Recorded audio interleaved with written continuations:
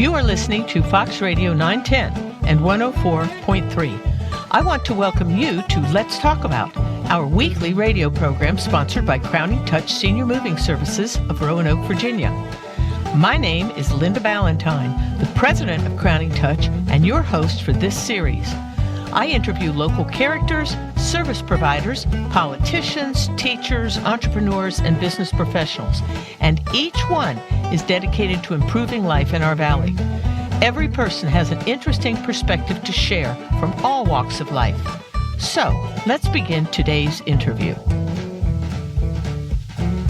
You're listening to Let's Talk About, where we shine a light on local business owners making a difference in our community. And today, we're talking with Mike Mirzayan, owner of Precious Metal and Coins in Roanoke, Virginia. Mike has built a trusted name buying and selling gold, silver, rare coins, and estate jewelry. We'll hear how he got started, what the current market looks like, and what keeps him passionate about his business. Hi, Mike. Hi. Alrighty, there's so much that's exciting, fun, interesting about your business. Yes, it is. And I want you to tell us how in the world you first got interested in this world and the path you took to get where you are right now. How in the heck where'd that start? Well, I'm Armenian, and I came to this country in 1976. Wow. And most Armenians are in jewelry business. No kidding. Yeah. Isn't that interesting? Yes. But that's not true in Armenia, but that's what happens when they come here? Right. In Armenia, too, it's the same thing, kind of. Really? There's a lot of jewelry business. Wow. But I came here, like I said, 1976. I came to study. I studied computer science, and I tried it after I graduated. Didn't like it so much. Right. And I said, I got to find something else. And when we came to Roanoke, we opened up a little jewelry place in Tanglewood Mall. Now, why did you even choose Roanoke? What in the world? That's another story. I don't know if you have time for that. We got time. Okay. How did you choose Roanoke? I was in California. Okay. And we moved to California. I went to school there. I started at Boston University. Then I went to Cal State University. Wow. And I met my wife, Maria, there, right? Which she was from Roanoke. Ah, there you go. Yeah, and we kind of hit it, and we want to get married and have kids, but I didn't want to do it in L.A. It was I got you. Bad environment, let's say. That's right. So good choice. Good choice. And she said, let's go to Roanoke. Wow. And I said, what is Roanoke? Then we came here. That's how we end up here. All righty. So then what inspired you to open the beer shop here? Well, what happened is I was like I said, we had a jewelry business and everything. And then I opened up another business, which was importing items. Uh-huh. And then I got hurt and I had surgery on my neck. Oh, dear. And I had to slow down and I had to do some other things, which is easier. Right. And I always liked coins and things like that. So that's how I got into it. I started just dealing in not jewelry sales or anything, just what I do right now, which is trade. We buy and sell or trade gold, silver, platinum coins and things like that. So and you also have, we might mention that you were at 6704 Williamson Road. Correct. All right. You've got a beautiful shop. It's full of jewelry, though. And it's also full of sterling. Mm-hmm. And as well as gold coins. I know your love is coins. Yes. That's what you really love. But where in the world does all that jewelry come from? People. Okay. It's, what I do mostly is, sometimes people have gold or silver jewelry. It's broken pieces or anything like that. They have no use for it anymore. Right. It's called scrap. Right. They just bring it and scrap it. But certainly what's in your the gorgeous cases, the jewelry cases, is not scrap. Mm-hmm. So where do you get that?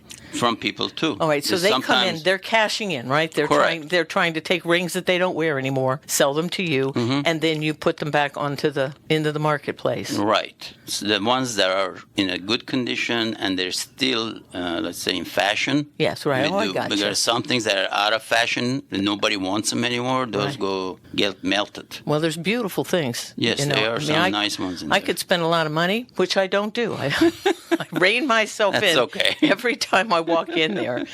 Did you have any particular mentors or anything? I mean, did you teach yourself? I know you went to school for your computer learning, but who in the world taught you this? Was there somebody here? Were there relatives here when you got here? Well, anybody to teach you? Maria's mother was actually my mentor, she taught me how to do business. I had no idea how to trade. Oh, that was neat. And that lady was the best. She was, actually her husband passed away when the kids were 10 years old. She had 3 girls. Oh, my. And she had to learn all that on her own. Right. And she was very, very good at that. So she taught me about trading business. And then, of course, I learned by, just looking at other people doing it and sometimes making mistakes doing it. I lost so much money learning this thing. Well, I say that too. I didn't have a business class before I started this moving company. Yeah. And so I just learned, it's the street smart. Exactly. You get out there, you take the risk, you throw yourself into it, you do the best you can. Yeah. And if God's with you, then you have some success. Well, you've had great success, though. Yes, it's been great. I'm telling you, this is lots of hard work, of course. Sure. You have to work on these things. And we are in the greatest country in the world. Yeah. We have opportunities here which you don't have it anywhere else. If you work hard and you keep on, you're going to make it. Press in. You're going to make it. That's right. Better, easier here than any place else, that is for sure. 100%. Do you remember your first major sale or anything that made you realize, boy, this is... Yes, I do. Okay, what? It's funny that you asked that. Well, after my surgery, I said, what am I going to do? I don't know. So one of my customers that has a jewelry store, they had some gold rings and stuff, old stuff like they used to have like initials on them. Oh, yeah. M, N, O. Those were hot on those days. The monogrammed rings and things. And he said, I don't sell these anymore. Do you know how to get rid of them? I said, I'll look into it. And that's how it started. And that was my very first sale, I guess. Sure. He sold me the gold, and I sold it back to the refineries. And that's how it started. Alrighty, so now you've got, when you go to sell stuff, let's look at a customer that walks in the door, because I get to see lots of people walk in the door into your business, and they have bags and boxes of stuff. Mm-hmm. So do you have, if it goes to a refinery, you generally weigh things. Tell me about how you deal with them. Let's just do one thing at a time. Let's talk about sterling. Okay. People think that silver plate is worth something. It's worth nothing. Nothing. All right.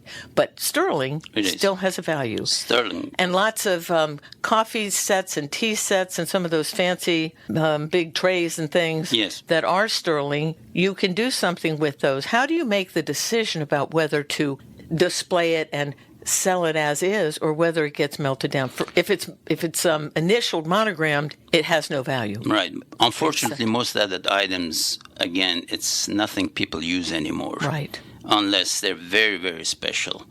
But most of them, they get melted down. Right. And then refineries melt it down and then sell it, purify it, and sell it to our government. And then we have silver American Eagles or bars and things which is pure silver. Flatware is not pure silver. It's sterling, which is 92.5% silver. Okay. So they have to refine it and make it pure silver. Right. And then make what is in demand. Unfortunately, like I said, those silver flatware and things like that, not much. And we work on like 10 to 15% profit here. That's why we're so busy all the time. Yeah. And which is a better deal than most places. Oh, 100%. I always encourage people to check first before they even sell to me. They get a second or third appraisal, but 99% of the time they come back to me. Sure they do.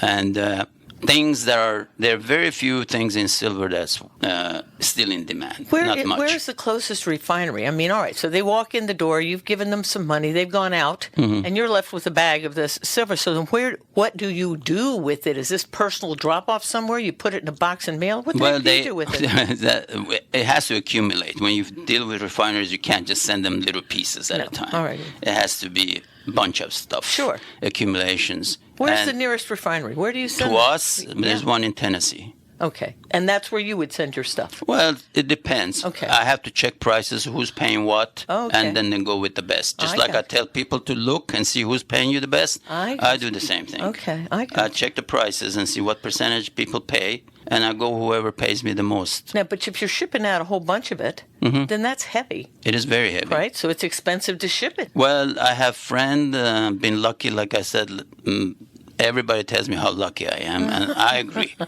I have a friend of mine that's helping me now, and he's driving the stuff to wherever it needs to be going. And does the same refinery take gold? yes, Okay, all precious metals. All right, let's talk about gold now. Okay, so somebody comes in with gold. Now, it's not, it could be platinum. Yes. And it could be yellow gold. Correct. And let's talk about the different grades of gold. Okay. Starts at what, 10 karat? In this country, 10 karat is the lowest gold that's legally called gold. Right. In United Kingdom, England, 8 karat is still considered gold. Okay. So I sometimes get people bring me stuff from England is 8 karat, but it is 10 karat is the lowest, which is about 41% gold. Okay, and it goes up to, is there anything higher than 24 karat? No, 24 karat is pure gold. That's why people don't know that. When they bring their ring, they think, well, gold is $3,000 or $3,300, whatever it is today.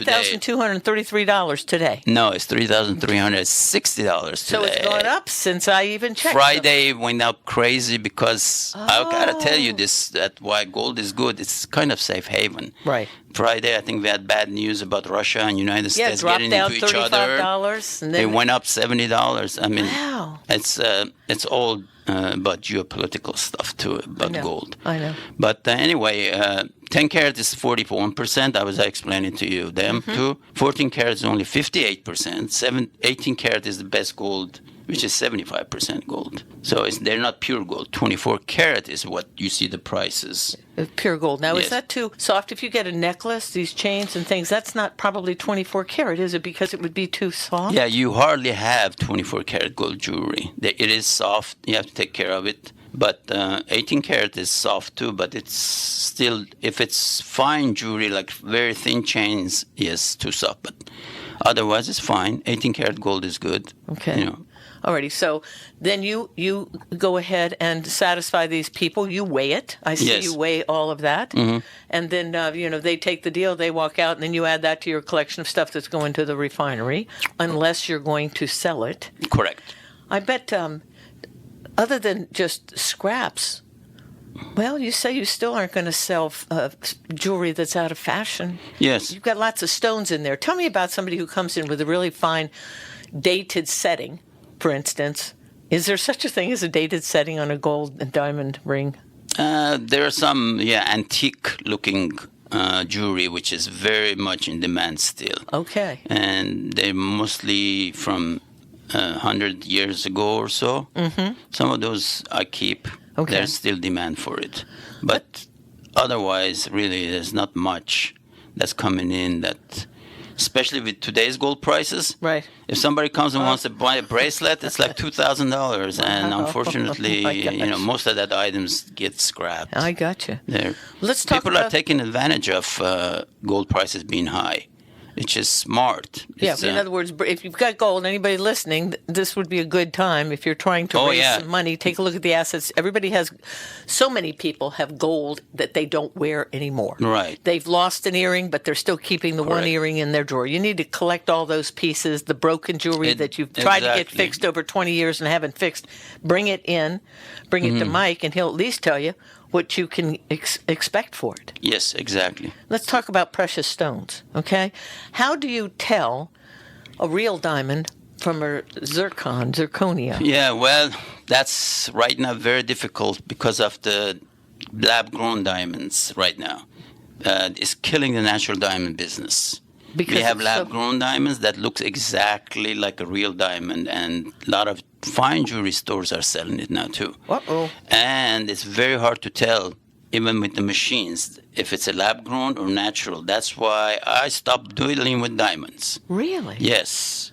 It's like only gemologists with special tools can tell you if it's a natural diamond or it's a lab-grown diamond. It's becoming very difficult. So doesn't the price? Are they trying to sell lab-grown diamonds for the same price as the real ones? It started very high, but now it's cut down to maybe 50 to 60 to 70% lower because everybody can make them. Lab-grown diamonds is not like special anything. Anybody can make it now. There's a lot of them coming from China, India. They're flooding the market, and it's something I don't want to deal with. I got you. All right. But there's some other stones, and I wanted to ask you a question. if you've got a topaz Mm-hmm. and you've got a ruby, and you're trying to decide whether it's a blue topaz, well, let's say topaz and sapphire. Yes. But there's such a thing as a blue topaz. Yes.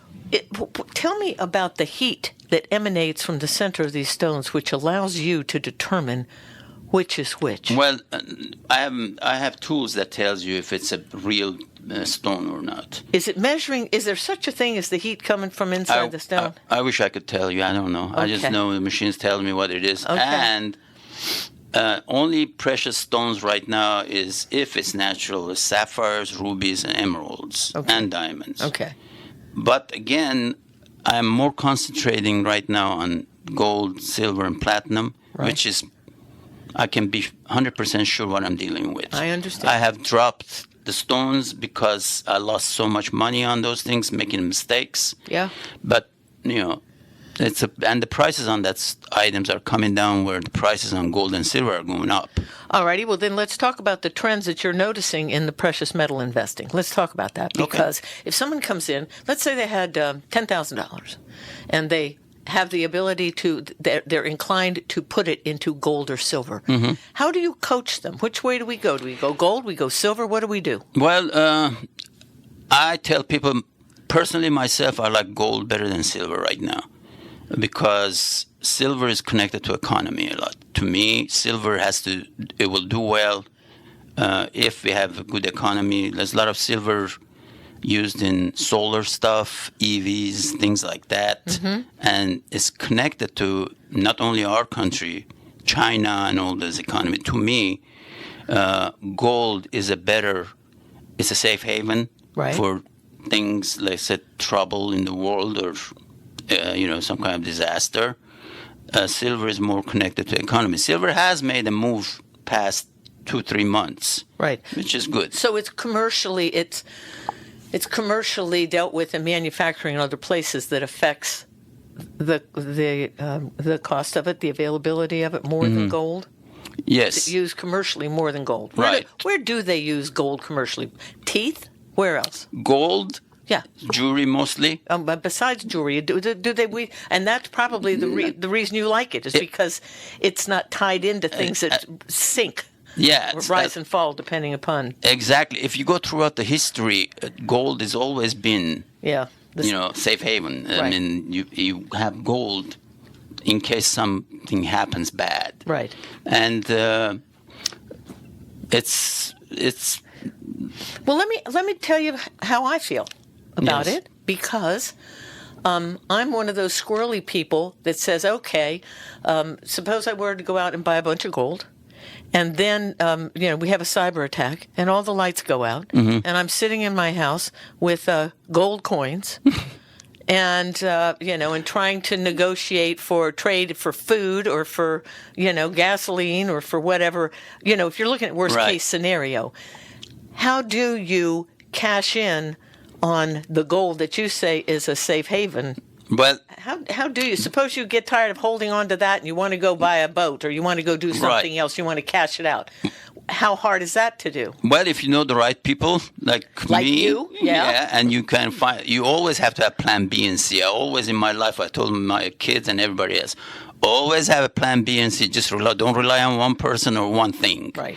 So the thing, people ask me that, exactly what you told me. Mm-hmm. Dollar is going down. Right. The value of dollar. Oh, yeah. I mean, you look at it, you can't buy things you could buy 10 years ago for what you have to pay a whole lot more these days, right? Tremendous inflation. So you put your money in gold if you have extra cash sitting around doing nothing. Right. And then 10 years later, if you need money, you cash in that gold, which is most probably, if you follow gold's charts, it's going to be a whole lot more worth. And if you know people like me, we buy it for 10 to 15% less than the market price. So if this gold gone up 50% past 10 years, you make. If you were telling somebody to advise anybody to buy gold at whatever point they came in the door to you, because there's a season with that. Sometimes it's up, sometimes it's down. Yeah. What would you tell them the waiting period is? Do they buy it only if they can afford to hold on to it for 10 years, or would they might realize something during a 5-year period? Very good question. Now, this is what I tell people. Okay. Gold and silver throughout the time always increased, always went up. This is not a quick get rich thing. Right. If you're gonna buy it today and try to sell it 2 months later and make money, that's not gonna happen. Right. This is a long-term thing. Okay. Now, how it always goes up because of inflation. Inflation makes gold and silver go up in value and dollar go down. Now, things that are happening, I always tell people gold and silver are always going to go up. How fast they're going to go up, it depends on what happens to our country. Well, let's look at the last 4 years. 4 years ago, where was gold? Yeah. Do you remember? Do you remember a number that it has comes to moved mind? a lot. Okay. I don't know exactly on the charts. I can look it up, but let's see if I can do this. But I think it has moved a lot, and silver has moved a lot past, which surprises me. But I tell you, but most of my customers that come in, 80%, they love silver. Yeah. Well, My is that because they can't Exactly. they can't afford the gold? I was looking today to see if I had $50,000 or whatever. I think I could only buy something like 13 ounces or something. Yeah. I mean, it's just like just buy small gold. I'd rather have quality than quantity. Be honest with you, but I don't. What does small gold I mean? don't tell my customers what to buy. No, of if course they not. ask my personal opinion, I'll give them my personal opinion. But I've been wrong about silver for past 6 months. Right. I thought it's not going to go anywhere. So I'm looking at a chart of 5 years. Gold Right. was $1,600, the low. whoa, Now it's 34, whoa, almost 30. Today is 33.60. So it's almost doubled. Yeah, and silver 5-year chart. I'm looking at it. It's been as low as $18, and now today is $37. So it did double. Yes, it did. Wow. Mm-hmm. Well, that's pretty fascinating. It is. What do you tell people? What do people do? Let's say they buy some gold from you, and they need to keep their metals safe. What do you? Yeah. I'm so glad what you do we asked do? that. Okay. So what do they do? They have to be very careful, especially these days. Okay. I got the police calling me all the time that people get robbed. That's a very, very good question. If you ever go into coin shop or any places that have this type of items, right, and you're buying, when you leave in that place, make sure nobody's following you. Wow. What they're doing, the bad people, scoping areas, places like mine, right, and then following the people to their homes. Oh my gosh! I know. You have to have a safe place for these things, especially gold. I mean, one gold coin is $3,400. Wow! So they are hitting them. You have to be very careful to how to store it, and you have to be alert. So they should put it in a combination safe. A big combination safe? Yeah. Because the little safes that people put in their closets, somebody could rob them, Exactly. pick it up, and walk out. You're just boxing it for them pretty. But do not think that you're going to put in that small box safe. They'll just pick it up and take it. And Right. So you should put it in some place that's bolted down. If you have a house fire, that doesn't affect the gold? I've seen people that had in the house fire and still melted down. It melted the gold. But it doesn't matter. You still get gold value for them, but right. a little bit less. But if it's in a good shape, of course, you get more. Safe deposits in the bank are okay too. Yeah. If you have small items you want to store. Well, let me ask you this: when customers come in, how much time do you spend? If I go to a doctor, I'm only going to get 15 or 20 minutes of his time. Yeah. I notice that you make appointments, and then you generally know why they're coming.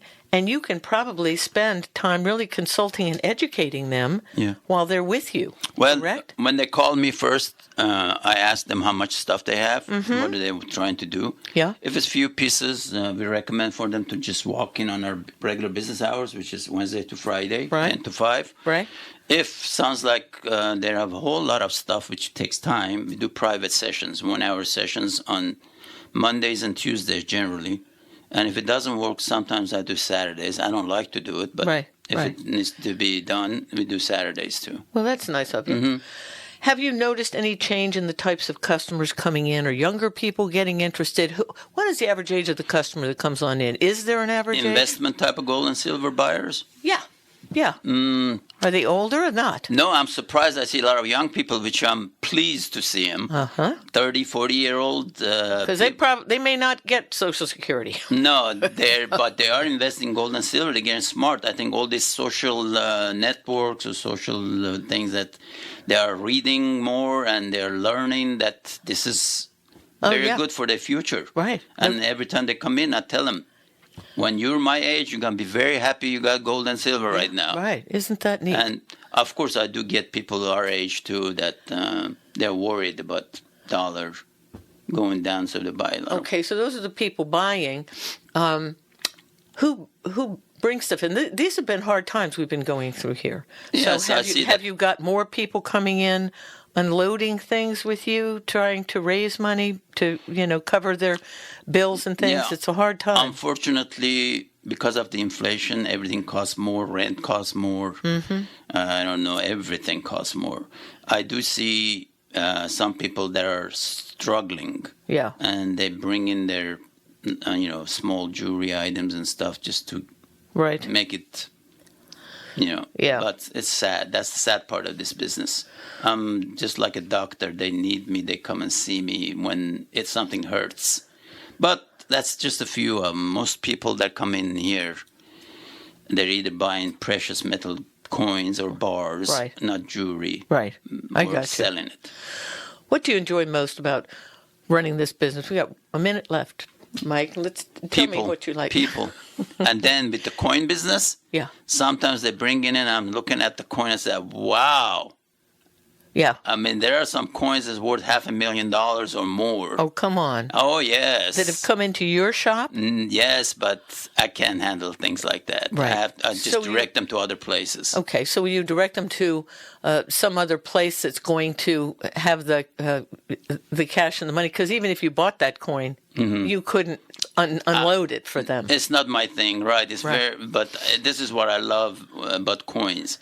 It's just sometimes things come in that I never seen before. They're very, very exciting. When you see something, there's only 5, 6 of them in the world. Oh, wow. Yeah. Well, that would be a fun end of your business. Yes, it is. Well, Mike, I just want to thank you for taking your time today to speak with us. Me. And I want to point people to a contact phone number for you in case anybody listening wants to get a hold of you.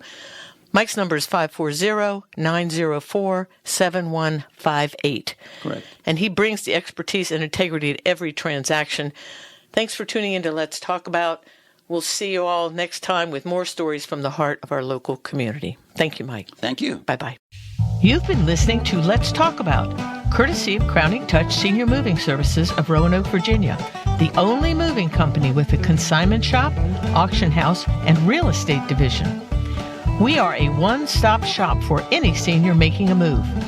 Check out our website at crowningtouchusa.com. Or if you are planning a move, call Anna at 540-982-5800 to arrange a free estimate. And don't forget to check out our monthly browse and bid auctions at 6712 Williamson Road in Roanoke, where you can bid online on over 1,800 items each month. Meanwhile, let's get back together next Friday at noon for more of Let's Talk About on Fox 910 and 104.3.